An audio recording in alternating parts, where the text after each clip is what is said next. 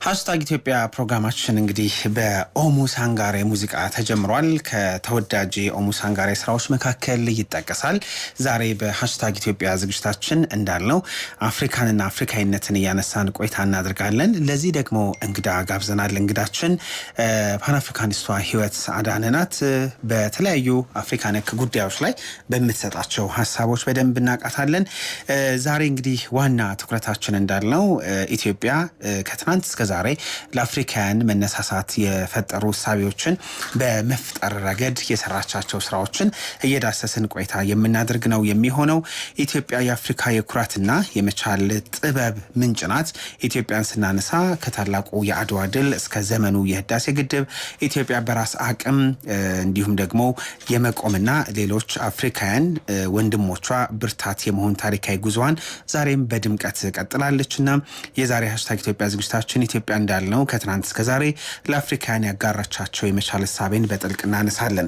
ከአድዋ ድል ተምሳሌትነት እስከ ህዳሴ ግድብ የራስ አቅም የማሳየት ተጋድሎን ከተማን ከማዘመን አልፎ የአረንጓዴ አሻራን ለራስ አካባቢ ብቻ ሳይሆን ለአህጉራዊ ተመክሮነት እንዴት ሊበቃ ቻለ? ትላልቅ ህልሞችን በተግባር የመቀየርና በሚሊዮን ዶላር የሚቆጠሩ ግዙፍ ፕሮጀክቶችን የመምራት ጥበብ ላይ ሰፊ ቆይታ እናደርጋለን። ህይወት አዳነ ስቱዲዮ ደርሳለች። እንኳን ደህና መጣሽ። ስለ አፍሪካና ስለ አፍሪካዊነት የምናወራበት ወር ነው። ይሄ እንግዲህ ዋና መነሻችን ኢትዮጵያ የአፍሪካ ህብረት መቀመጫ ናት። ትላልቅ የዲፕሎማቲክ ተቋማትን መገኛ ናት።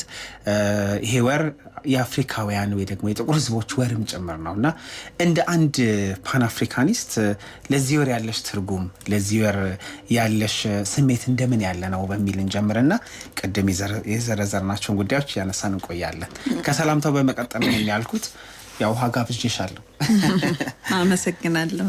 በጣም እንዳልከው ነው እንግዲህ የወር ሲመጣ ሁሉ ጊዜ የአፍሪካ መሪዎች በሩቁ ሳይሆን በቅርቡ ሰብሰብ ብለው ስለ አህጉሪቷ ይክፋም ይልማም የሚነጋገሩበት የሚሰባሰቡበት ጊዜ ነውና ትልቅ የሚሰጠው ስሜት አለ። በተለይ ደግሞ እንደ ኢትዮጵያውያን አባቶች ለዚህ ተቋም መስረት ያደረጉትን አስተዋጽኦ የነበራቸውን ጥንካሬ ሀገራቸውን ለዓለም ቀርጻ ያሳዩበት መንገድ በጣም የሚያኮራ ስለሆነ እኔ በጣም ደስ ይለኛል። ሁልጊዜ እውነት አፍሪካውያን ሀሳቦች የሚንሸራሸሩበት ከፍ ባለ ልዕልናና በአህጉር ደረጃ ራሳችንን በዛ ልክ የምንገምትበት የምንነጋገርበት ጊዜ ስለሚሆን ደስ ይለኛል።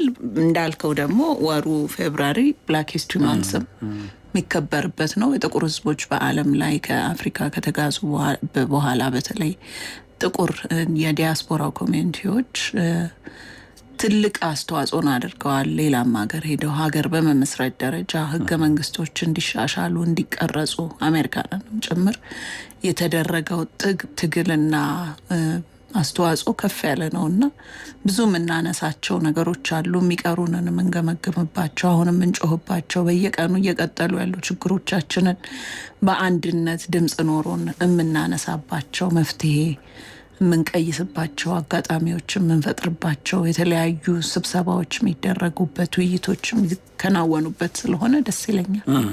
የአፍሪካን ድምፅ አፍሪካ የሆነው ማሰማት፣ ስለ አፍሪካ መናገር፣ አፍሪካን በተለየ መንገድ በተለያዩ አጋጣሚዎች ማነሳሳት እንደ አንድ ኢትዮጵያዊ እና ደግሞ ለሌሎች አፍሪካውያን ብዙ አበርክቶ እንዳላት ትልቅ ሀገር ዜጋ እንዴት ያለ ትርጉም አለው? ብዙ ጊዜ አፍሪካን በተመለከተ ድምፅ ትሆኛለሽ። የአፍሪካዊ እሳቤዎች ማቀንቀኛ የሆኑ ሀሳቦች ላይ ድምፅ ስትሆኚ አውቃለሁኝ። እንደ አንድ ፓን አፍሪካኒስት የአፍሪካ ጉዳይን በደንብ በማንሳትና እንደ አንድ ኢትዮጵያዊ አድዋ ድል አለን፣ ለበርካታ አፍሪካውያን ኩራት ነን። ከዛ ደግሞ አሁን በዚህ ዘመን ላይም ህዳሴ ግድብን በራስ አቅም ጨርሰናል።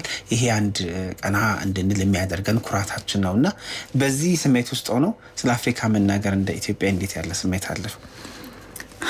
የሚገባን ቦታ ላይ ተቀምጠናል ብዬ አስባለሁ። ደስ ይለኛል። ኢትዮጵያዊነት በዚህ ልክ ነው ብዬ አስባለሁ። እንደውም ይበልጣል። ኢትዮጵያዊነት ማለት ለሌሎች ወገኖቹ ለአፍሪካውያን እህት ወንድሞች በዓለም ላይ ያሉ ለጥቁር ህዝቦች በጠቅላላ አራያ መሆን፣ ድምፅ ማሰማት፣ ሀሳብ ማቀበል የጎደለውን ማመላከት ከኢትዮጵያ የሚጠበቅ ነው ብዬ ነው መገምተው ማስበው ሆነው የሚያየነው ያንን ስለሆነ ሁልጊዜ ኢትዮጵያውያን ዓለም ላይ በጥቁር ህዝቦች ዘንድ የጀመሩት ነገር ሲጨረስ ነው ያየነው ውጤት ሲያመጣ አይተናል ወደፊት ሲቀጥል ተመልክተናል ስለዚህ አሁንም ያለነው ኢትዮጵያውያን ያንን ማንሳት ማስገንዘብ ቀጣዩንም ደግሞ ማመላከት ከኛ የሚጠበቅ ነው ብዬ ስለማስብ በዛ ልክ ነው ማስበው በጣም ጥሩ ጨዋታችንን እንግዲህ እንደ መግቢያ ከስሜት ከግል ከሚመነጩ ሐሳቦችን ጀምር በሚል ነው ቅድም የዘረዘርናቸው ጉዳዮችን ያነሳን ቆይታ እናደርጋለን አድማጮቻችን #ኢትዮጵያን FM አዲስ 97.1 ላይ እየተከታተላችሁ ነው ዛሬ #ኢትዮጵያ ብቻ ሳይሆን #አፍሪካ ብለን አፍሪካና አፍሪካዊነትን የፓን አፍሪካኒዝም ሐሳቤን እያነሳን ቆይታ የምናደርግ ነው የሚሆነው እንግዳችን ደግሞ ፓን አፍሪካኒስት የሆነችው ህይወት አዳነ ናት አፍሪካዊ ሐሳቦችን ሐሳቦችን በማንሳት በደንብ እናቃታለን ይህንን የ#ኢትዮጵያ ፕሮግራማችንን ስፖንሰር ያደረገልን ኢትዮ ቴሌኮም ነው እጅግ እናመሰግናለን ኢትዮ ቴሌኮም በዲጂታሉ ዓለም በዘመኑ የተለያዩ አሰራሮቹ አገልግሎት እየሰጠ ይገኛል ተቋሙ መልእክቱን እናድምጥና ስንመለስ ከህይወት ጋር እንግዲህ ቅድም ያነሳናቸውን ጨዋታዎች እየመነዘርን በደንብ እንቆያለን ማለት ነው ከመልእክት በኋላ እናገኛችኋለን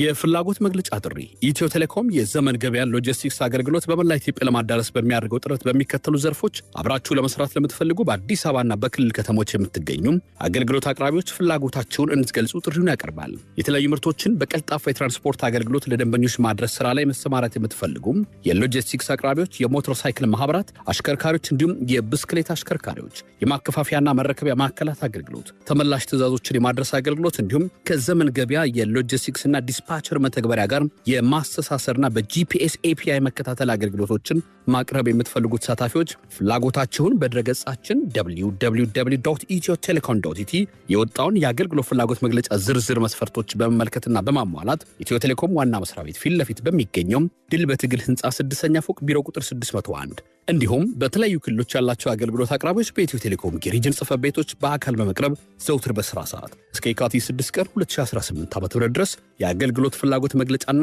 አስፈላጊ ሰነዶችን በማቅረብ እንድትሳተፉ ጥሪውን ያቀርባል።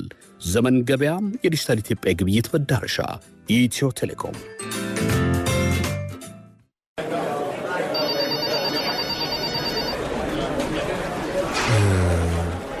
ምን እንደማስብ ታውቃላችሁ? አረ ስማ ነግርሃለሁ ብዬ እንደማስብ ታውቃለህ? ልንገርሽማ ምን እንደማስብ ታውቂያለሽ? ሰሞኝ ቆይ ምን እንደማስብ ታውቃላችሁ? ቆይ ምን እንደማስብ ታውቂያለሽ?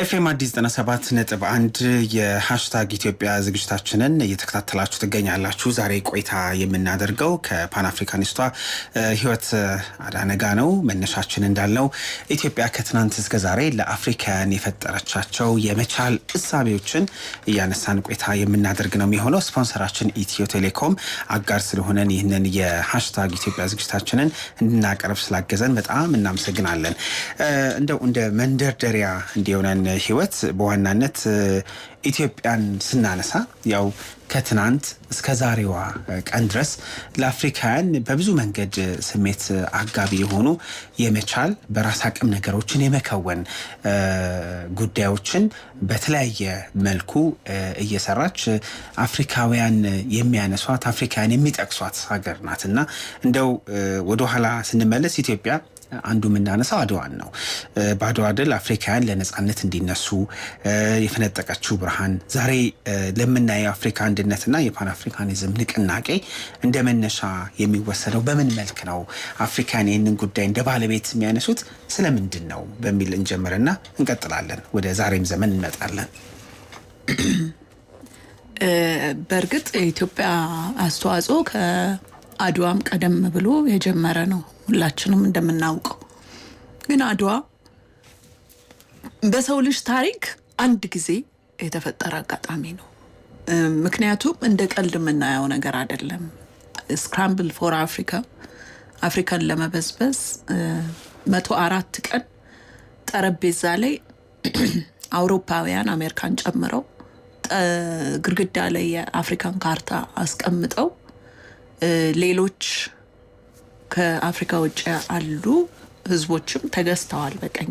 ግን አፍሪካን ማዕድኗን ሀብቷን የተፈጥሮ ያላትን እምቅ ሀብት ለመመዝበር እነሱ በዛ ለመበልጸግ ህዝቦቿን ለማጎሳቆል ባሪያ ለማድረግ በአህጉራቸው ውስጥ አገልጋይ ከአላቸው ንብረትና ሀብት የማይጠቀሙ አንገታቸውን የደፉ እውቀት እንዳይገበዩ ትውልዳቸው እንዳይቀጥል ብዙ መከራና ስቃይ ለማድረስ የታቀደውን እቅድ ሰባብራ የጣለችበት ያ ሊሆን እንደማይችል እንደ አንድ ሀገር እንደ አንድ ኮርነር ውስጥ እንዳለች ኋላ ቀር እንደምትባል በዛን ጊዜ እኛ ኋላ ቀርነት አይደለም ታሪካችን። ኢትዮጵያዊነት ከፍታ ነው፣ ብልጽግና ነው፣ ሁል ጊዜ መሰረቅ ነው። የምትሰረቀው ሲኖርህ ነው፣ የሌለህን አትሰረቅም፣ ትሰርቃለህ እንጂ። እኛ ግን ስንመዘበር የኖር ነው ስላለን ነው። እውቀቱ አለን፣ የሕክምናው ጥበብ አለን፣ በታሪካችን ሙሉ ነን። ብዙ ነገራችን የተሟላ ስለሆነ ያንን አፍሪካውያንም የነበረውን ሲቪላይዜሽን የቲምቤክቱ ሲቪላይዜሽን የማሊ ሶንጋይ ብዙ የነበረውን የጋናን ስልጣኔ በወርቅ የሚታወቁትን በብዙ አይነት በግንባታ በምን የበለጸገችውን አፍሪካን መተው በቁጥጥራቸው ስር ለማድረግ የጀመሩትን እንቅስቃሴ እየፈጸሙ ባሉበት በመላው አፍሪካ እህት ወንድሞቻችን በእነሱ ቁጥጥር ስር ውለው ቋንቋቸውን እየቀየሩ ባህላቸውን እየቀየሩ በራሳቸው ሀገር አምስተኛ ዜጋ ሆነው መማር ተከልክለው ሲፈለጉ እየተገደሉ የሚማሩት እንኳን ትንሽ ተፈቅዶላቸው ፈረንጅን ለማገልገል ወይም ደግሞ ነጭን ለማገልገል እስከሚሆንበት በጣም የተጨቆነበት በራሳቸው ሀገር እየተቀጠቀጡ እየተገደሉ ድምጻቸው የማይሰማበት ምንም መብት የሌላቸው ሁኔታ ውስጥ እየተመዘበሩ ባለበት ሁኔታ ኢትዮጵያንም እንደዛው አድርገው ምናልባት ይሄን የጣሊያንኛ ይሆናል የምንናገር የነበረው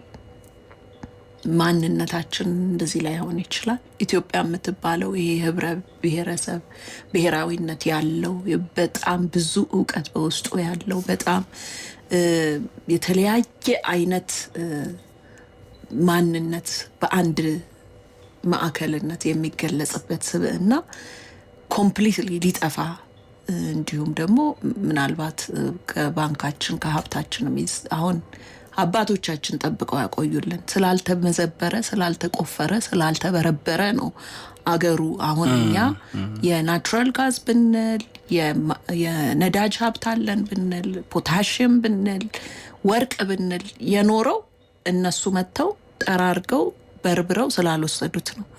ስለዚህ ያንን ሁሉ ሊያጠፋ የመጣን ኃይል በብልሃት በጣም ትልቅ ዲፕሎማሲ በመስራት በውጊያ ብቻ አይደለም ያሸነፍ ነው። እኛ ስለላ የሚያደርጉ ጎበዝ ሰዎች ነበሩን። በዲፕሎማሲው ከሚዋጉት ሀገር እንኳን ሳይቀር መሳሪያን ማምጣት ችለው ነበር። ምክንያቱም መልሳቸው አይም አዎም ሳይሆን ያንን ማሸነፍ ተችሎ ከሌሎች ሀገራት አቅማችን እስከምናደራጅ ድረስ በብልሃት ጠብቀን በግማሽ ቀን አሸንፈን ነው አድዋ ድል ያሳየነው። ይሄ የመቻል መንፈስ ለአፍሪካውያን እንዴት ያለ መነሳሳት ፈጥሮላቸው ነበር? ነዳጅ ነው። ነዳጅ ውስጥ የሚንቀለቀል እሳት የሚነድ ምክንያቱም ጭቆናን መበደልን ሰው ልጅ ያውቀዋል፣ ውስጡ ይገባዋል። ግን ሁል ጊዜ ያ የሚቆሰቁስ መንፈስ የሚያጠነክር የሰው ልጅ ጭንቅላትና አእምሮና ማንነት ስብዕና የሚያነሳሳ ነገር ያስፈልጋል። ያ ነገር ዝም ብሎ በተቀመጠበት ሰዓት ነው አድዋ የነበራቸው መንፈስ የነበራቸው ጀግንነት የነበራቸው ወኔ ልባቸው ትልቅ ልብ ነበራቸው። ምክንያቱም አልፈሩትም፣ መሳሪያውን አልፈሩትም፣ መድፉን አልፈሩትም። የመጣውን ያንን ታጥቆ የመጣ ወይም ደግሞ በልጽገናል ብሎ ወይም ሰልጥነናል ብሎ የሚል የጣሊያን ወታደር ስጋት አልሆናቸውም። እነሱ በያዙት ባላቸው መሳሪያና ጎራዴና ጦር ሲፋለሙ ልባቸው ነው የተፋለመው። 2 ሞቶ 3ኛው እየያዘ ያኛው ላይ እየደረሰ እየገደለ ለሀገር ፍቅር ያለ ቁርጠኝነት፣ ለማንነት ያለ ክብር፣ ስብዕና ያ ነገር ነው እና ያንን ማድረግ መቻል ለካ እኛም ዝም ብለን ነው ተጣጥፈን የተቀመጥነው እንጂ ያንን ማድረግ እንችላለን የሚለውን ነገር ያነሳሳ ነው የሆነው። ስለዚህ እንደ ቀላል ዝም ብለን የምናየው ነገር አይደል። ትልቅ እሳት ነው ያቀጣጠለው።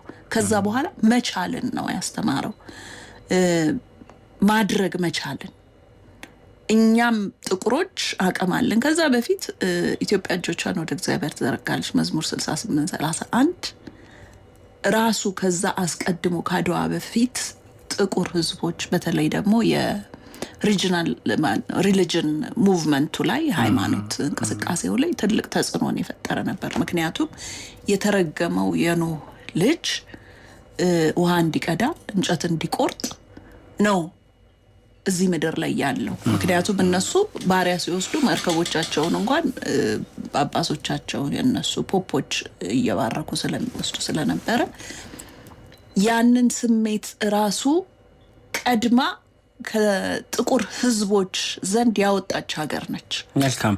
እንደው ወደ አፍሪካ አንድነት ድርጅት ከዛ በኋላ ደግሞ ወደ አፍሪካ ህብረት እንመለስና በዋናነት አዲስ አበባን ስናነሳ የአፍሪካ ህብረት መቀመጫ እንዲሁም ደግሞ ሀገሪቱ የሀገሪቱ የፖለቲካ ማዕከል መሆኗ በተለይ ኢትዮጵያ ለአፍሪካ ካላት ታሪካዊም ሞራላዊ ኃላፊነትም አንጻር እንዴት ያለ ትርጉም አለው? አንዳንድ ነገር እንዲሁ ዝም ብሎ እኛው ቦታ ላይ ስላለ አይ በቃ እኛ እኮ መቀመጫ ነን ወይ ደግሞ የዚህ ጉዳይ ማዕከል ነን ብለን ዝም ብለን ማለፍ ያለብን አይመስለኝም። ይሄ ከትናንት እስከ ዛሬ ከነበረን አበርክቶ አንጻር ትርጉሙ እንዴት ይገለጻል? ህይወት አዲስ አበባ በስራ ነው የማዕከሉ መቀመጫ የሆነችው። በትልቅ መስዋዕትነት፣ በትልቅ አስተዋጽኦ አዲስ አበባ የአፍሪካ አንድነት ድርጅት በሚመሰረትበት ወቅት ኢትዮጵያ ውስጥ የነበሩ ትላልቅ ዲፕሎማቶች ትልቅ ዋጋ ከፍለዋል። ትልቅ ስራ ሰርተዋል። ከንጉሠ ነገሥቱ ጋር በመጣመርና በመተባበር በዲፕሎማሲው መጀመሪያ ደረጃ የአፍሪካ አንድነት ድርጅት መቀመጫ ከመሆናችን በፊት የዩኤንኢሲኤ ኢኮኖሚክ ኮሚሽን ፎር አፍሪካ በ58 ዓመተ ምህረት አዲስ አበባ ላይ እንዲቋቋም ተደርጓል። ከ5ቱ የዩኤን ኦርጋናይዜሽኖች አንዱ የሆነው ኢኮኖሚ ማደግ መልማት ምን ያህል ጥቅም እንዳለው ኢትዮጵያውያን ተረድተው ነበረ። ጦርነትን አሸነፍን፣ ነፃ ወጣን። ግን ጦርነት ተመልሶ ላይመጣ የሚችለው ራሳችንን ማስተዳደር ስንችል ከተቀባይነት ወደ አቀባይነት ወይም ደግሞ ለሌላው ተፈላጊ ወደ መሆን ራሳችን ስናሻገር እንደሆነ ተረድተው ነበረ። ስለዚህ የኢኮኖሚክ ኮሚሽን አዲስ አበባ ላይ መቋቋሙ ምን ያህል ጥቅም እንዳለው ስለተረዱ ቀደም ብለው ቦታ ሰጥተው ቢሮ ለቢሮ የሚሆን ፋሲሊቴሽን አዘጋጅተው ያን ተቋም ተቋቁሞ ነበረ። እንግዲህ በ61 ዓመተ ምህረት አዳራሹንም ሰርተው ሰጥተዋል።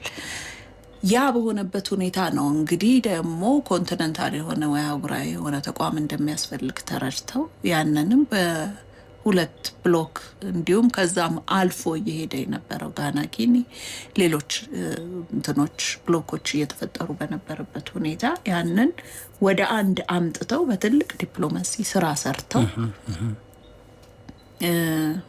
አፍሪካ አንድነት ድርጅት ስብሰባው ወደ አዲስ አበባ እንዲደረግ ለዛም ደግሞ በቂ ፋሲሊቲ የነበራትና ያላት ሀገር መሆኗን ደግሞ ለማሳየት የተሰራውም ስራ ከዚህ ጋር አብሮ ሊነሳ የሚገባው ነገር ነው። ምክንያቱም ዝም ብለን አይደለም ለመሰብሰቢያ የጠራ ናቸው። ለዛ የሚመጥን ኢንፍራስትራክቸር ያስፈልግ ነበር። ለዛ የሚመጥን ከዲፕሎማሲው ባሻገር ፊዚካል የሆነ በእጅ የሚጨበጥ ነገር መደረግ ነበረበት። እዚህ ላይ ልዑል መንገሻንና ራስ ተፈሪ ወርቅ ማንሳት ይቻላል። ምክንያቱም ስብሰባው እንግዲህ ክቡር አቶ ከተማ ይፍሩ ሌሎች ዶክተር አምባሳደር መናሴ ኃይሌንም ጭምር ይዘው በተለያዩ ልኡካን የየራሳቸው ይዘው በተለያዩ የአፍሪካ ሀገራት ዞረው አሳምነው እያደሩ እየዋሉ መልስ ካልተሰጠን አንሄድም እያሉ ነው ወደ አዲስ አበባ እንዲመጡ ያደረጓቸው። ያ ደግሞ በጣም በአጭር ጊዜ ውስጥ የተከናወነ ሂደት ነበር። ስለዚህ በሚመጡበት ጊዜ ትልቅ ኢንፍራስትራክቸር መሰራት ነበረበት። ጊዮን ማነው ሂልተን ሆቴል ያን ጊዜ ነው የተከፈለ። ማደሪያ ምን ያስፈልግ ነበር። ኢትዮጵያን ኤርላይንስ የመንደርደሪያው ራሱ መስፋፋት ነበረበት።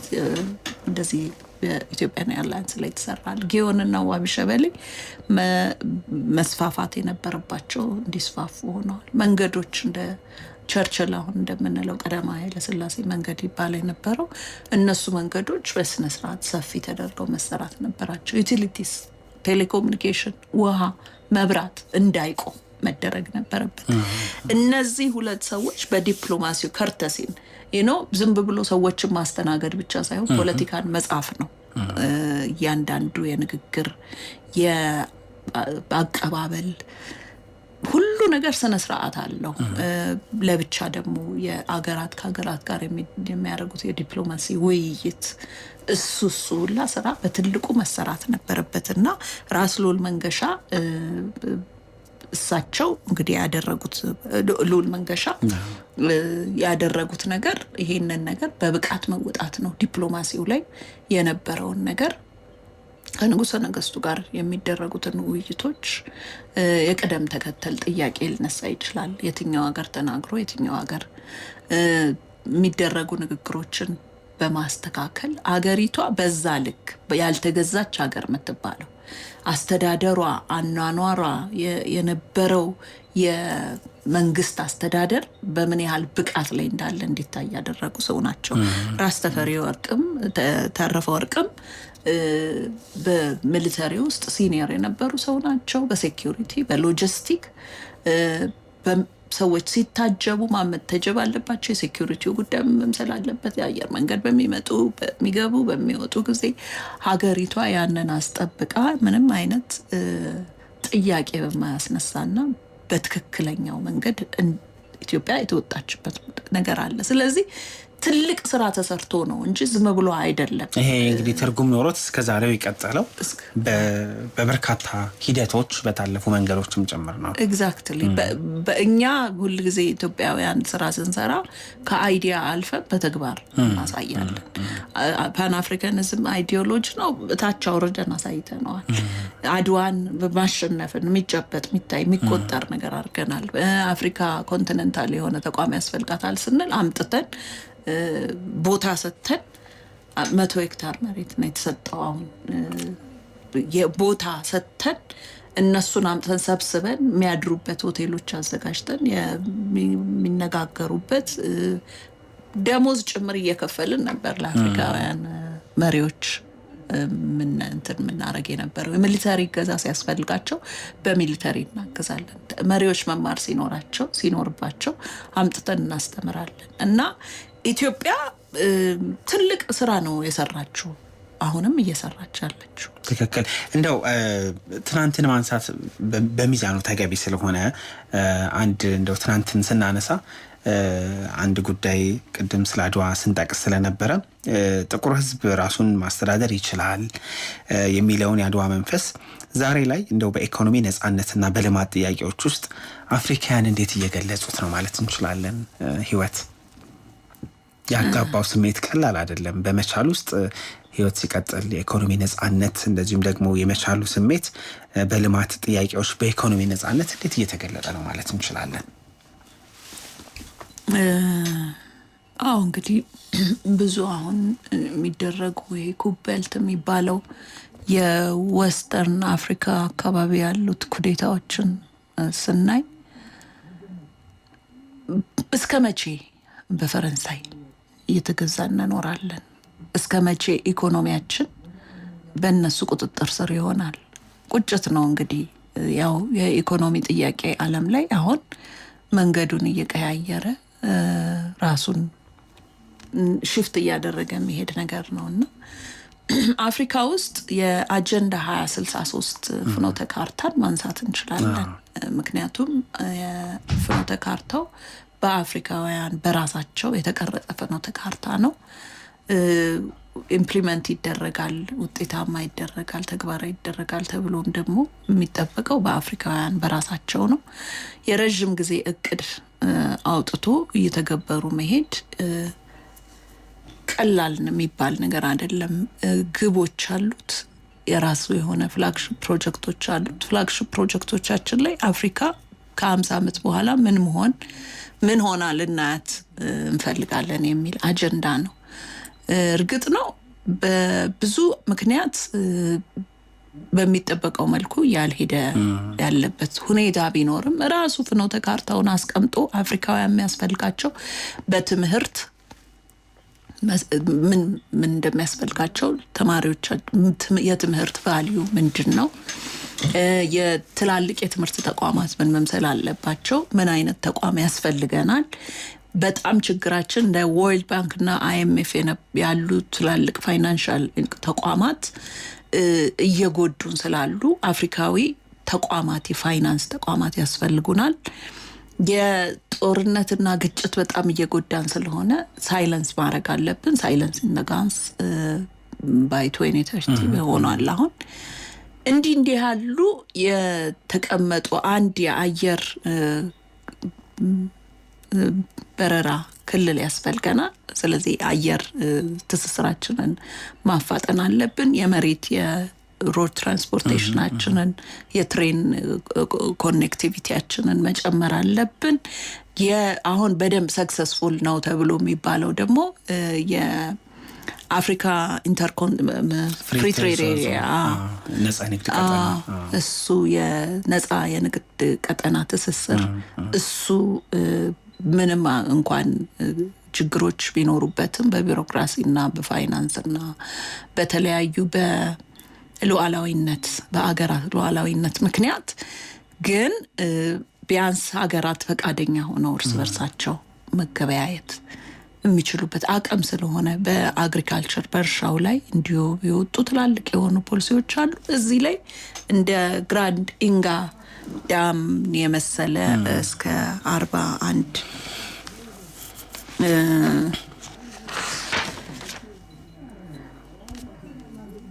ብዙ የኢኮኖሚ ነፃነቱን ሊያረጋግጥ የሚችል ሂደት ማለት ነው። እንደ ኢንጋዳም ያለ ግድቦችን እንደ ህዳሴ ግድብ ያለ ኢኒሼቲቮች በትልቁ እንዲስፋፉ ያደረገበትን ሁኔታ እናያለን። ምክንያቱም ያው አሁን የባርቤዶስ ጠቅላይ ሚኒስትር ባለፈው ዓመት የሄድ ኦፍ ስቴት ገቨርንመንት ሚቲንግ ላይ አይተህ ከሆነ the spirit of አድዋ ብላ ያደረገችው ንግግር still the spirit of አድዋ አለ። the spirit of አድዋ መንገዱን ሀሳቡን ይቀያየራል። እኛ ደግሞ ኢትዮጵያውያን ደስ በሚል መልኩ አሁን ደግሞ the spirit of አድዋን ደግመነዋል። 100% ዶሜስቲክ ፋይናንስ የሆነ 70 ሚሊዮን ኢትዮጵያውያን ያዋጡበት የህዳሴ ግድብን ገንብተናል። ይሄ ነው እንግዲህ ዳግም አድዋ አድርገናል። ይሄ በጣም ትልቅ መነሳሳትን አፍሪካ ውስጥ የፈጠረ ነው። በዚህ ምክንያት የኬንያ ቱርካና ዊንድ ፓወር ተነቃቅቷል። ዲሞክራቲክ ሪፐብሊክ ኦፍ ኮንጎ ውስጥ ቅድማ ያነሳውት ግራንድ ኢንጋዳም እሱ ትክክለኛ መሆን እንደሚችል አፍሪካውያን የራሳቸውን ሜጋ ፕሮጀክት ፋይናንስ ማድረግ ይችላሉ የሚል ሌላ አድዋ ነው የጻፈው። ትልቅ የአድዋ መንፈስ እዚህ ላይ ነው በጣም የተስተዋለው። ዌስት አፍሪካ ዴዘርት የሶላር ፓወር እሱ እንዲነቃቃ እንትን ብሏል አድርጎታልና ይሄም ትልቅ የአድዋ መንፈስ በዚህ በእድገት ላይ በልማት ላይ ዳግም መልሳ ኢትዮጵያ ላይ ሌሎች አፍሪካውያን ያሳየችበት አጋጣሚ የፈጠረ ነው። እንግዲህ መለስ ብለን በኢኮኖሚ ነፃነታቸውን ያረጋገጡ አህጉር ውስጥ ያሉ አፍሪካ ውስጥ ያሉ ሀገራት እንዲኖሩ ኢትዮጵያ ከትናንት እስከ ዛሬ በርከት ያሉ ስራዎችን ሰርታለች። ምናልባት ስለ ህዳሴ ግድቡ በኋላ ተመልሰን እንደው ዛሬ ዋና ትኩረታችን አድማጮቻችን እንዲሁም በዩቲዩብም የፌስቡክ ገጻችን የሚከታተሉን አድማጭ ተመልካቾቻችን ኢትዮጵያ የአፍሪካ ኩራትና የመቻል ጥበብ ምንጭ ናት ስንል ከትናንት እስከ ዛሬ በአድዋም በህዳሴ ግድብም በትላልቅ ፕሮጀክቶችም አሁን የምናነሳቸው ከዚህ በኋላ የጉባ ብስራቶችን ብንጠቅስ የኮሪደር ልማትን የአረንጓዴ አሻራን ብንጠቅስ በበርካታ መንገድ አፍሪካውያን ባለቤት እንዲያደርጉት እንዲሰሩት በማድረግ ረገድ የበኩሏን አስተዋጽኦ እያደረገች ትገኛለች። እንደ መንደርደሪያ ትናንትን ከዛሬ ጋር ለማገናኘት ነው አድዋን የጠቀስ ነው። ከመልእክት በኋላ ስንመለስ በተለየ መንገድ የመቻል እሳቤው በዚህ ዘመንስ ኢትዮጵያ ሰርታ ባሳየቻቸው ትላልቅ ስራዎች እንዴት ለአፍሪካውያን እየተገለጠ ነው፣ እንዴት አጋቢ ስሜቶችን ለአፍሪካውያን ሰጥታለች የሚለውን ደግሞ እንጠቅሳለን። ስለዚህ የስፖንሰራችን ኢትዮ ቴሌኮም መልእክትን እናድምጥና መልሰን ስናገኛችሁ ከዛሬ እንግዳችን ከፓን አፍሪካኒስቷ ህይወት አዳነ ጋር ጨዋታችንን እንቀጥላለን። አብራችሁ ነው። የፍላጎት መግለጫ ጥሪ ኢትዮ ቴሌኮም የዘመን ገበያ ሎጂስቲክስ አገልግሎት በመላ ኢትዮጵያ ለማዳረስ በሚያደርገው ጥረት በሚከተሉ ዘርፎች አብራችሁ ለመስራት ለምትፈልጉ በአዲስ አበባና በክልል ከተሞች የምትገኙ አገልግሎት አቅራቢዎች ፍላጎታቸውን እንድትገልጹ ጥሪውን ያቀርባል። የተለያዩ ምርቶችን በቀልጣፋ የትራንስፖርት አገልግሎት ለደንበኞች ማድረስ ስራ ላይ መሰማራት የምትፈልጉ የሎጂስቲክስ አቅራቢዎች፣ የሞተር ሳይክል ማህበራት አሽከርካሪዎች፣ እንዲሁም የብስክሌት አሽከርካሪዎች የማከፋፈያና መረከቢያ ማዕከላት አገልግሎት፣ ተመላሽ ትዕዛዞችን የማድረስ አገልግሎት እንዲሁም ከዘመን ገበያ የሎጂስቲክስና ዲስፓቸር መተግበሪያ ጋር የማስተሳሰርና በጂፒኤስ ኤፒአይ መከታተል አገልግሎቶችን ማቅረብ የምትፈልጉ ተሳታፊዎች ፍላጎታችሁን በድረገጻችን www.ethiotelecom.it የወጣውን የአገልግሎት ፍላጎት መግለጫ ዝርዝር መስፈርቶች በመመልከትና በማሟላት ኢትዮ ቴሌኮም ዋና መስሪያ ቤት ፊት ለፊት በሚገኘው ድል በትግል ህንፃ 6ኛ ፎቅ ቢሮ ቁጥር 601 እንዲሁም በተለያዩ ክልሎች ያላቸው አገልግሎት አቅራቢዎች በኢትዮ ቴሌኮም የሪጅን ጽሕፈት ቤቶች በአካል በመቅረብ ዘውትር በስራ ሰዓት እስከ የካቲት 6 ቀን 2018 ዓ.ም ድረስ የአገልግሎት ፍላጎት መግለጫና አስፈላጊ ሰነዶችን በማቅረብ እንድትሳተፉ ጥሪውን ያቀርባል። ዘመን ገበያ፣ የዲጂታል ኢትዮጵያ ግብይት መዳረሻ፣ ኢትዮ ቴሌኮም።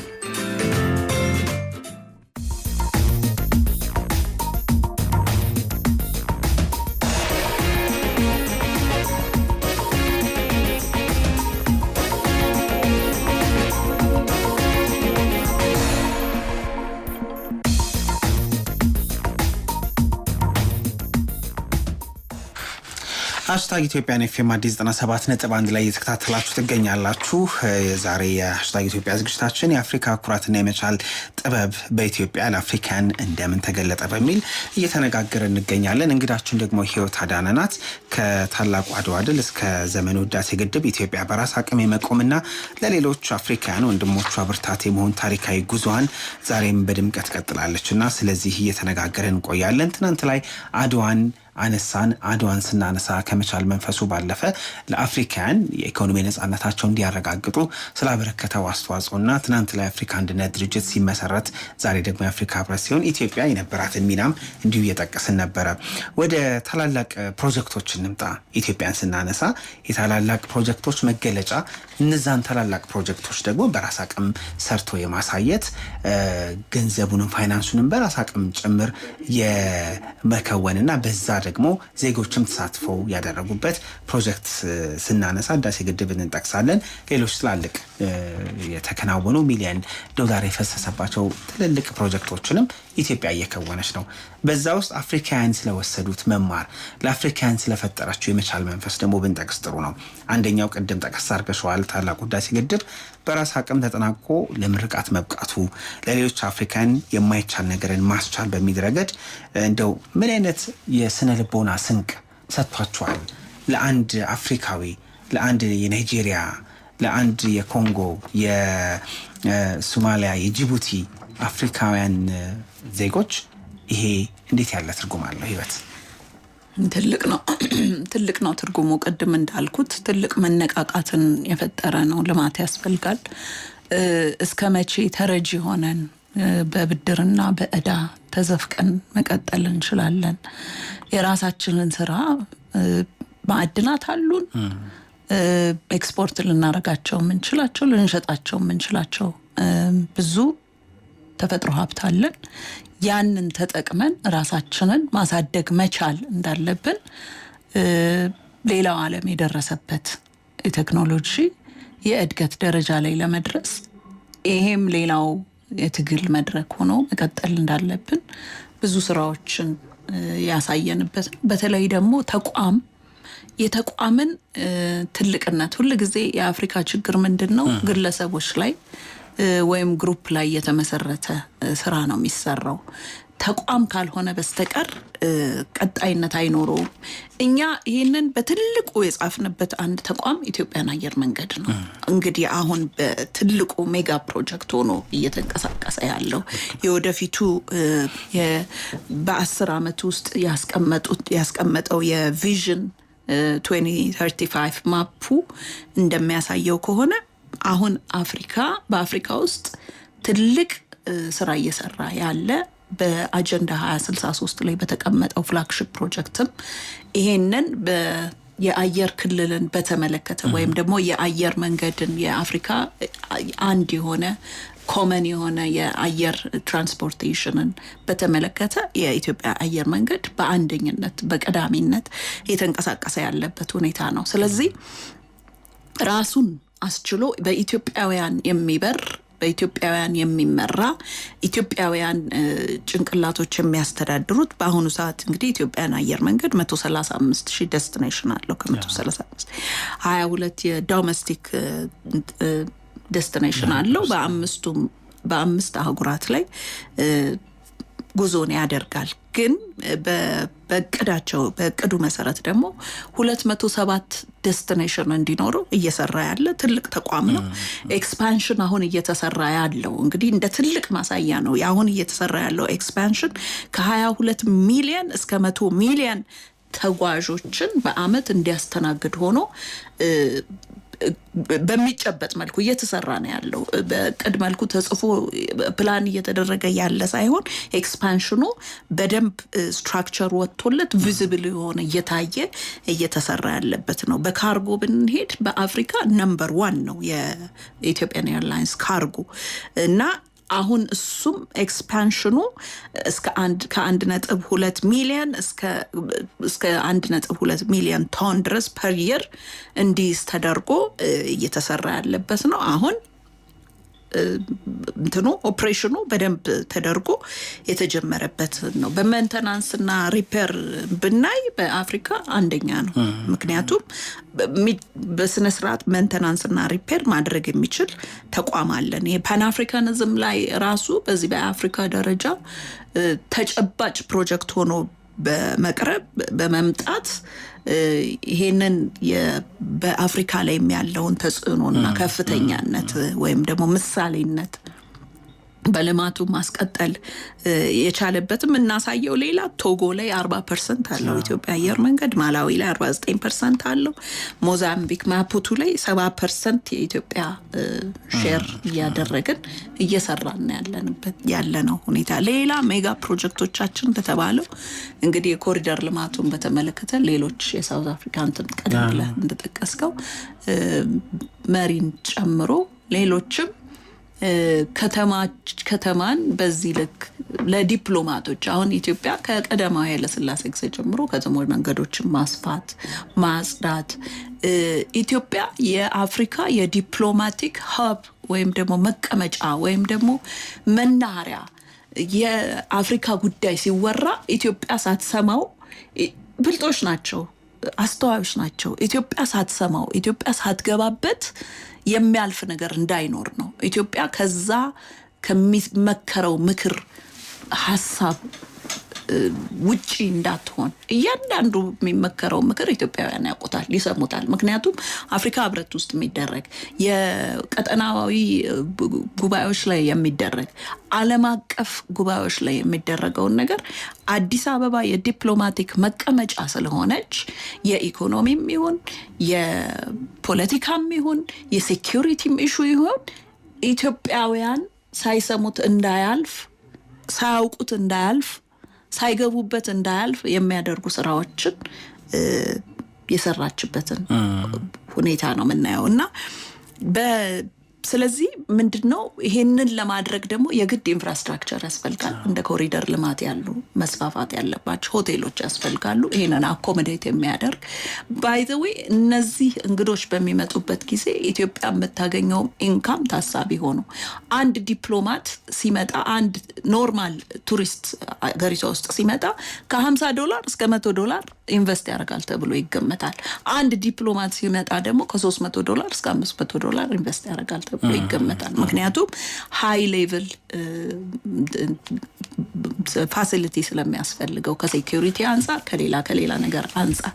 ስለዚህ የኮንፈረንስ ቱሪዝም ራሱ አብሮ የሚታሰብ ነገር ነው የሚሆነው። እኛ መንገዶቻችንን ስናስፋ፣ ከተማችንን ስናጸዳ፣ ይህንን የኮሪደር ግንባታ፣ የሌሎች ሆቴሎችን ማሳደግ፣ እንደዚህ ኢንፍራስትራክቸሮች፣ የመሰብሰቢያ አዳራሾች ምናምን ስናርግ ያ በራሱ የሚያመጣው ገንዘብ አለ። ለምሳሌ አፍሪካ ህብረት ብቻ ከኮቪድ በፊት በአመት 200 ስብሰባዎችን አዲስ አበባ ውስጥ ያስተናግድ ነበር። ያ ማለት በአመት ውስጥ ከ30,000 እስከ 50,000 ወይም በላይ ሰዎች ለመሳተፍ ይመጣሉ ማለት ነው። ይሄ ከ$200 ሚሊዮን በላይ ኢንካም እናገኝ ነበር። እንደው ህይወት ቅድም ጠቅስ ታደረግሽው ኮሪደርን ስናነሳ የከተማ ገጽታ መለወጥ የከተማ ገጽታን እና ደግሞ አፍሪካን ስናነሳ ብዙ አፍሪካውያን ያው የከተሞቻቸው ማደግ መለወጥ በቀኝ ገዢዎቻቸው መሰረት መጣል ላይ የተመሰረተ እንደሆነ መታነጻቸውም እንቅስቃሴያቸውም የቀኝ ገዢዎቻቸውን አሻራ እንደሚመስል ይነገራል እና ደግሞ አብዛኛው የከተማ ግንባታቸው በተለያዩ ሀገራት ፈንድ ወይ ደግሞ ፋይናንስ በመደረግ ጭምር የተከወነ ነው። ኢትዮጵያ ምናልባት አሁን የዚህ የኮሪደር ልማቱን ስናነሳ በአንድ ወቅት የደቡብ አፍሪካው ፕሬዚደንት ሲሪል ራማፎሳ አንድ የጠቀሱት ነገር ይህንን ነገር መውሰድ አለብን፣ ይህንን ነገር ወደ ከተሞቻችን አምጥተን መስራት እንዳለብን የተማርንበት ነው ሲሉ ምስክርነታቸውን የሰጡበት ነው።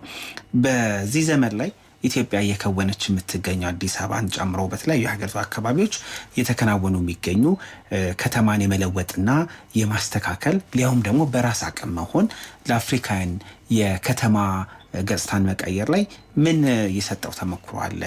ወደዚህ ዘመን ስናመጣው የፈጠረው የመቻል የመስራት የመከወን ስሜት እንደምን ያለ ነው ከከተማ ገጽታ አንጻር? አዎ ያው እንግዲህ አንተ ተናግረኸዋል። በስብሰባ በመጡ ጊዜ የሚያዋት አዲስ አበባ እውነት ለመናገር አሁን ዩጋንዳ ወይ ሌላ አገር ስትሄድ ያለው የትራፊክ መጨናነቅ ያለው የኑሮ ሁኔታ ስታየው ከኛ ጋር በፍጹም አይገናኝም።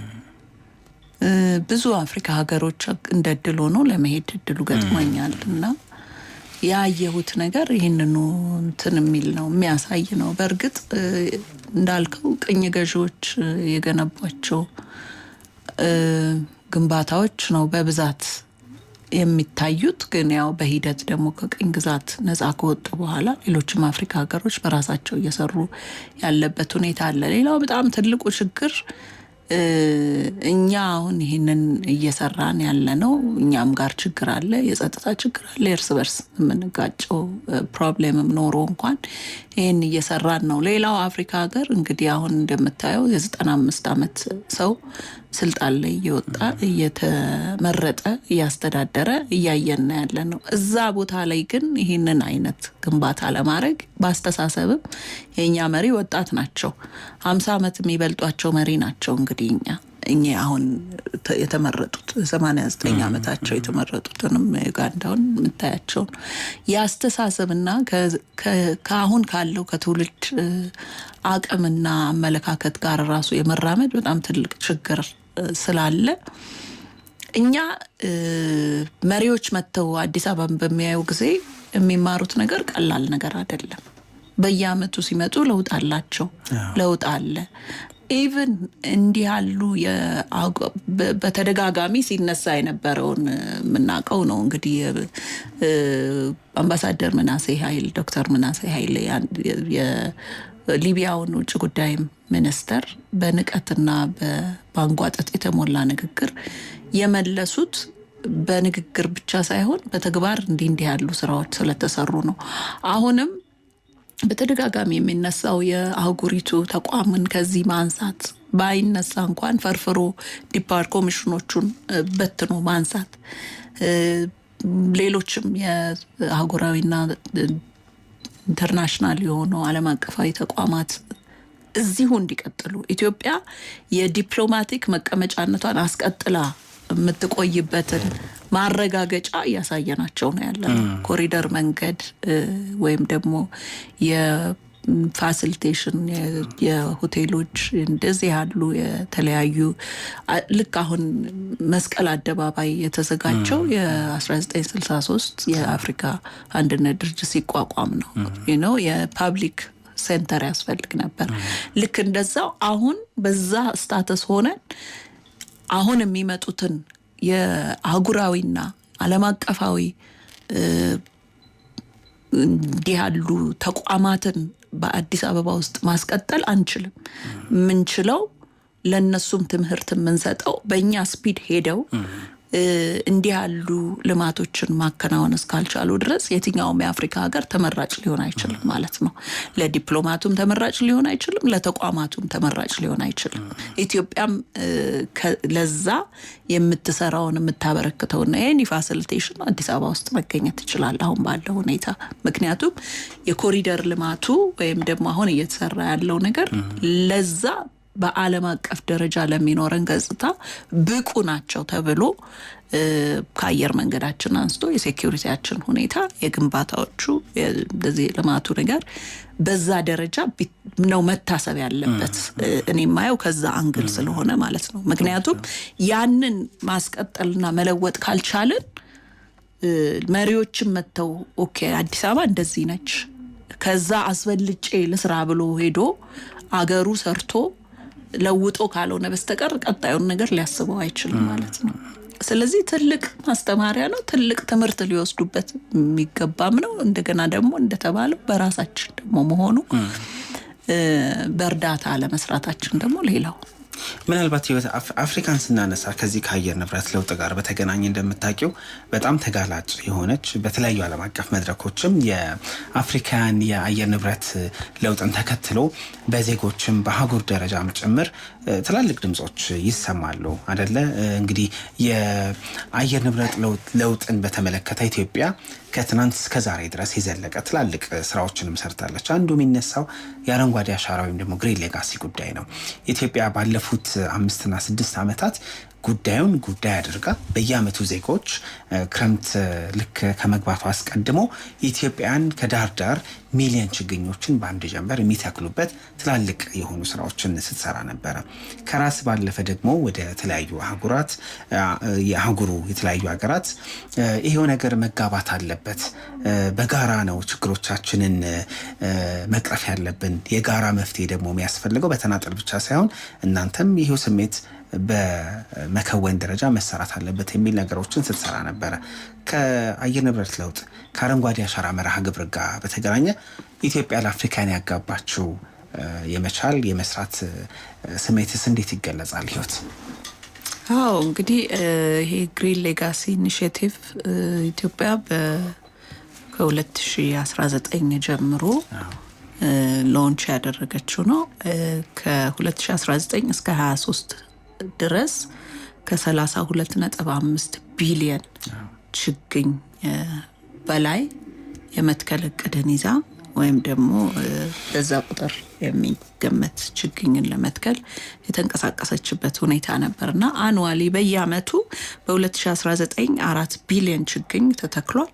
በ2020 5 ቢሊዮን፣ በ2021 6.5 ቢሊዮን፣ በ2022 6 ቢሊዮን፣ በ2023 7.5 ቢሊዮን፣ እንግዲህ በ2024 6.5 ቢሊዮን ታርጌት ከተደረገው በበለጠ እንደውም በሚባል ደረጃ እቅዷን ማሳካት የተቻለው ተተክሏል። ችግሩ ምንድነው? የሚነሳበት የሰርቫይቫል ወይም ደግሞ ችግኞቹ መተከል ብቻ ሳይሆን ይጸድቃሉ ወይ ብዙ ሰው ጥያቄና ስጋት። እንግዲህ የኢትዮጵያ የአካባቢ ጥበቃ ባለስልጣን ባወጣው መረጃ መሰረት ከ85 እስከ 90% ጸድቀዋል ተብሎ ነው የሚገመተው። ትልቅ ስጋት ተደርጎ የሚታየው እሱ ስለሆነ ማለት ነው። እና በዚህ በግሪን ሌጋሲ በ1.5 ሚሊዮን ሄክታር መሬት ችግኝ ተሸፍኗል፣ ሪስቶር ተደርጓል። የተለያዩ ከ130 በላይ የሚሆኑ አገር በቀል ተክሎችን መትከል ተችሏል። እኛ ከውጭ የምናስመጣቸው ብቻ ሳይሆን ለተለያዩ ጥቅም የሚሉ አገር በቀል የመሬቱን የመሸርሸርና የመልማት አቅም አሳድገናል። የባዮዳይቨርሲቲ ዋይልድ ላይፍን በዚህ ምክንያት ጨምረናል። እንደገና ደግሞ በሶሻልና በኢኮኖሚክ ዳይሜንሽኑ ደግሞ ስናየው ብዙ ስራ ለመፍጠር ተችሏል። ወቅታዊ ስራ ቢሆንም ግን የጊዜያዊ ስራ ቢሆንም ግን ስራን ይፈጥራል። ችግኙን ማፍላት፣ ችግኙን ማከፋፈል፣ መትከል፣ መንከባከብ እንዲህ የመሰሉት እና ኢትዮጵያ 30 ሚሊዮን የሚሆኑ ኢትዮጵያውያንን ሞቢላይዝ ማድረግ ችላለች። ትምህርት ቤቶችን፣ የመንግስት ሰራተኞችን፣ ኤንጂኦዎችን፣ ኤምባሲዎችን በደንብ በሞቢላይዜሽን የተሰራና በአመት እስከ 30 ሚሊዮን የሚሆኑ ዜጎች በዚህ ላይ እንዲሳተፉ የተደረገበትን ሁኔታ እናያለን እና የዓለም ብክለት በተለይ አፍሪካውያንን ነው የሚያጠቃው። ፓሪስ አግሪመንት ላይ አሜሪካን ሀገር ዩኤስ አልከፍልም፣ ያው እነሱ በትምክትና በትቢት ስለሆነ አልከፍልም ኮምፐንሴሽን ብለው እስከ ማለት ደረጃ ደርሰዋል። ያ የሚጎዳው በአየር ብክለት ምክንያት አሁን ደግሞ ሞዛምቢክ ያሉ ሀገሮችን በጣም አፌክት ያደርጋል። ልጆች በድርቅ የሚጠቃውን ህዝብ፣ በአየር ለውጥ የሚጠፋውን እንስሳ በጣም አፌክት ያደርጋል እና የካርበን ብክለቱን እኛ ባደረግነው አስተዋጽኦ ትልቅ ቁጥር የሚሰጠው ወደ 73 ሚሊዮን ቶን ኦፍ ካርበንን አብዞርቭ ማድረግ የሚችል ችግኝን ተክለናል የሚል ነው እንትን ያለው ሪፖርቱ የሚያሳየው። በዚህ ውስጥ አፍሪካውያን እንደው ምን ስሜት ተጋባባቸው ማለት እንችላለን? ህይወት እንግዲህ አሁን እኛ በ2050 ዜሮ ኢሚሽን ዜሮ የሆነ ብክለት እናደርጋለን፣ የካርበን ብክለትን እናጠፋለን ብለን ነው እየተንቀሳቀሰን ያለ ነው እና ከዛም አልፎ ደግሞ ሪጂናል እና ኢንተርናሽናል ኢንተግሬሽን በማስፋት በተለይ ደግሞ በአካባቢው ያሉ ሀገራት ላይም ጭምር 50 ሚሊዮን ችግኞችን በዚህ በግሪን ሌጋሲ ለማስፋፋትና ለመትከል ስራ እየሰራች ነው። አልፎ ተርፎም ለኬንያ፣ ለሶማሊያ፣ ሳውት ሱዳን፣ ለጅቡቲ ችግኝና ሲድ እየሸጠች ነው ኢትዮጵያ ያለችው። ይሄ ማለት እነሱም የመትከል ስሜታቸው ይሄን ነገር አስፈላጊነቱን እየተረዱት ስለሆነ ነው። ኢትዮጵያ ለጎረቤት ሀገራት ዘርና ችግኝ እየሸጠች ያለችው በዛ ምክንያት ነው። ተምረውበታል። ምክንያቱም ኢትዮጵያ እቅድ አውጥታ በ2050 ልክ አፍሪካ አጀንዳ 2063 እንደምንለው ወይም ደግሞ ዩኤን 2030 እንደምንለው ኢትዮጵያ በ2050 ዜሮ የካርበን ልቀት ይኖረኛል ብላ እየተንቀሳቀሰችበት ባለበት ሁኔታና ያንንም እያደረገች እየሰራች ባለችበት ሁኔታ ሌሎች ጎረቤት ሀገራት እጃቸውን አጣጥፎ መቀመጥ ስለማይችሉ ይህንንም በተግባር በምን እየታየ ነው? ኢትዮጵያ ለአገራት ኤክስፖርት እያደረገች ነው ያለችው። ሲድ ዘሮችን ኤክስፖርት ታደርጋለች። እንደገና ደግሞ ችግኞችን ኤክስፖርት ታደርጋለች።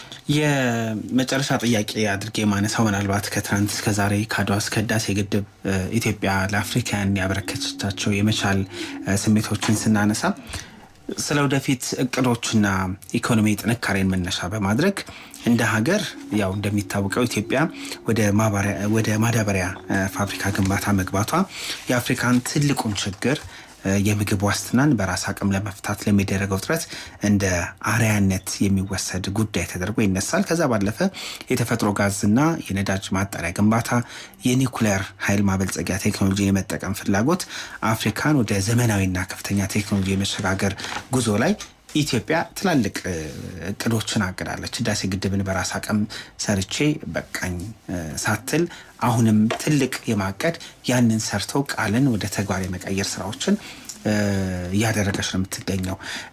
እነዚህ ከፍ ያሉ የሚሊዮን ዶላር ፕሮጀክቶች ለአፍሪካውያን ምን ያጋባሉ? አፍሪካውያን በተለያዩ ፈተና ውስጥም ቢሆኑ ትልቅ ማቀድና እቅዱን ወደ ተግባር መቀየር ላይ ኢትዮጵያ የጀማመረቻቸው በተግባር ያሳየቻቸው የተለያዩ ስራዎች ለአፍሪካውያን እንዴት ያለ ትምህርት እንዴት ያለ የመነሳሳት የመቻል ስሜት ይሰጣል የሚለውን ነገር ንገረኝና እናበቃለን። አዎ ቀላል አይደለም። አሁን ማዳበሪያን ስናነሳ ኢትዮጵያ በአሁኑ ሰዓት 100% ኢምፖርት ነው የምታደርገው። ይሄንን ነገር ከሞሮኮ፣ ከሳውዲ አረቢያ፣ ከራሻ፣ ከቻይና፣ ከገልፍ ሀገሮች ላይ ኢምፖርት ነው የምታደርገው። ያ ማለት ከ700 ሚሊዮን ዶላር እስከ 150 ቢሊዮን ዶላር ድረስ ታወጣለች ማለት ነው አኑዋሊ።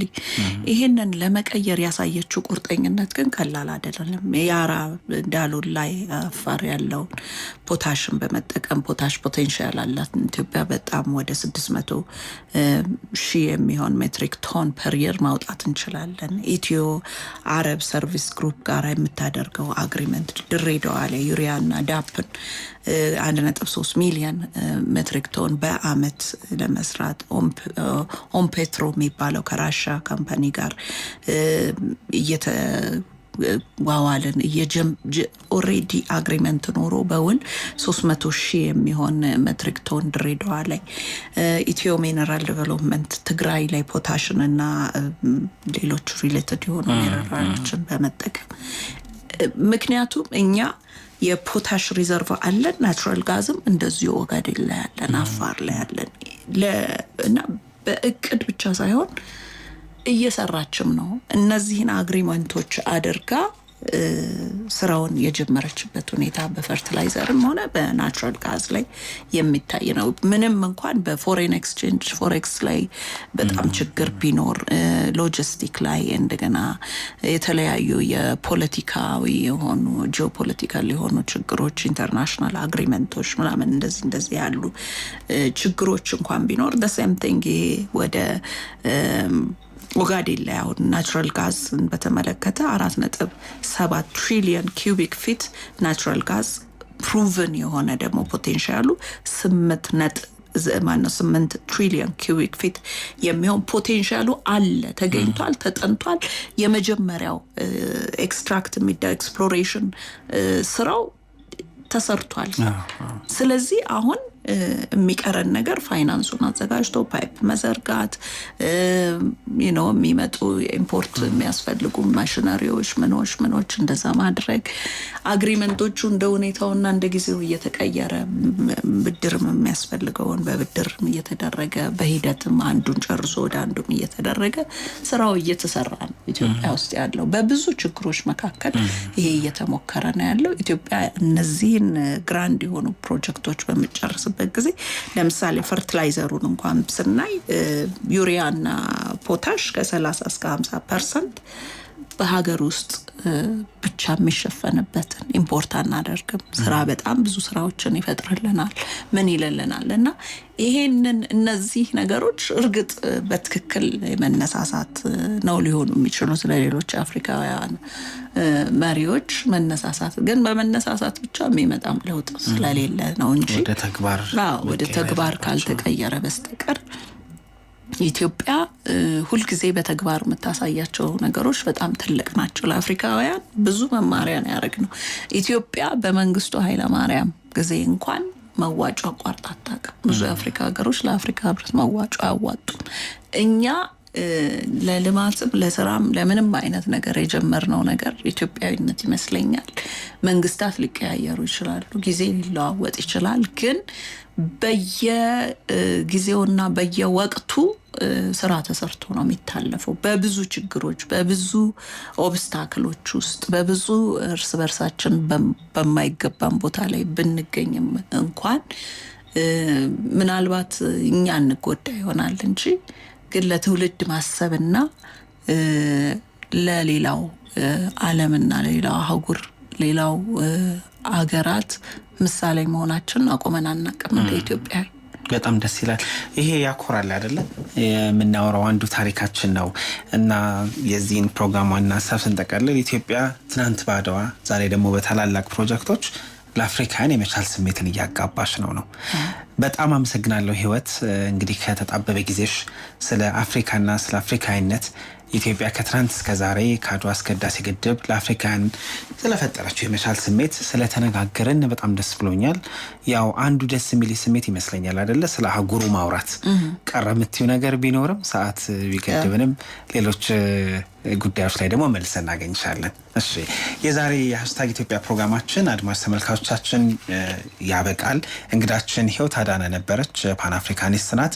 የአፍሪካን የመቻል ስሜት በተመለከተ ኢትዮጵያ ከትናንት እስከ ዛሬ ለአፍሪካውያን ስላበረከተችው የመቻል ስሜቶች በተግባሩ የተቀየሩ የተለያዩ ተግባራትና ክንውኖች ቆይታ አድርገናል። ሰለሞን ጫላ አብሬያችሁ ቆይታ አድርጌያለሁኝ። ቴክኒኩ ላይ የነበባ ተክሌ እንደዚሁም ደግሞ ሌሎች የስርጭት ክፍል ባልደረቦቻችን አብረውን ነበሩ። ሃሽታግ ኢትዮጵያ ያበቃል። የመጨረሻ ስፖንሰራችን መልእክት አለ። እሱን አድምጠን እንሰናበታለን። ጤና ይስጥልን።